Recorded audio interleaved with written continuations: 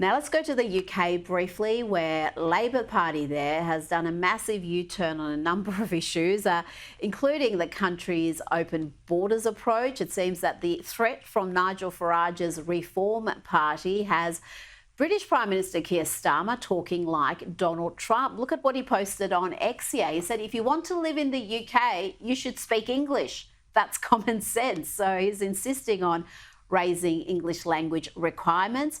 And he also posted this. He said the Tories lost control of our borders and let net migration soar to record levels, undercutting hardworking Brits.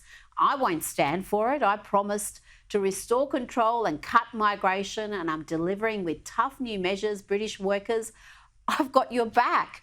Patrick, this is quite astonishing. You got the Labor leader in the UK, someone who was seen as far left by many. He seems to be more conservative, more right-wing than the Liberal leader in Australia right now. Well, look, as he was posting those, I think the Sun newspaper in London was reporting that 500 people had crossed the English Channel that day, as he was actually talking tough. And I think there's been 12,000 people crossing the English Channel in small boats this year, landing in England, seeking, refuge and a new life. It's all very well to talk tough, but it sounds very little too late, doesn't it, really? It does, and it's a matter of whether you actually think there's any substance behind that rhetoric, because you don't feel like Labor actually believe any of this. Obviously, Reform has done brilliantly. They're doing amazingly in the polls. There was the recent local elections and by-elections where they did very well. So I think this is a reaction to that. And isn't it funny that we were told that Trumpian politics turned off Australian voters when we had a very small L Liberal policy platform, and you've got Nigel Farage embracing Trumpian politics and winning in the UK.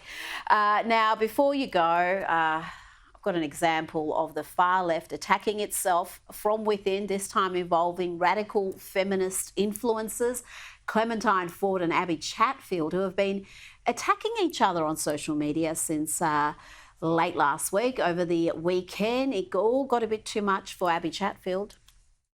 Please stop dehumanising me.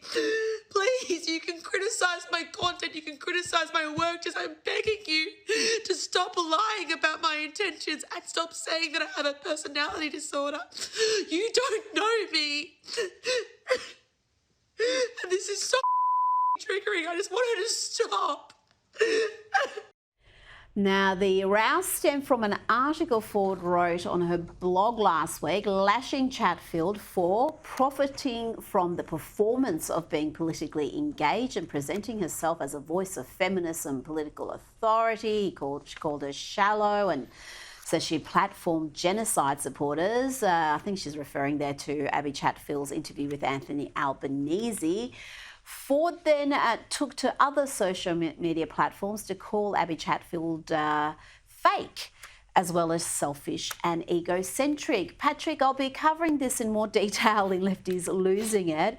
But what do you make of this meltdown? You've got leftist feminist versus leftist feminist. Well, you've got grandstanders colliding with grandstanders, don't you? And I mean, I think that language, platforming genocide supporters, to describe... It's a bit hyperbolic. It sort of shows you where this debate is taking place. It's all about people who are... look, it's about... They're playing the man, I would say, but that's not the right way of putting it, instead of playing the issues. Look, they're actually fighting each other.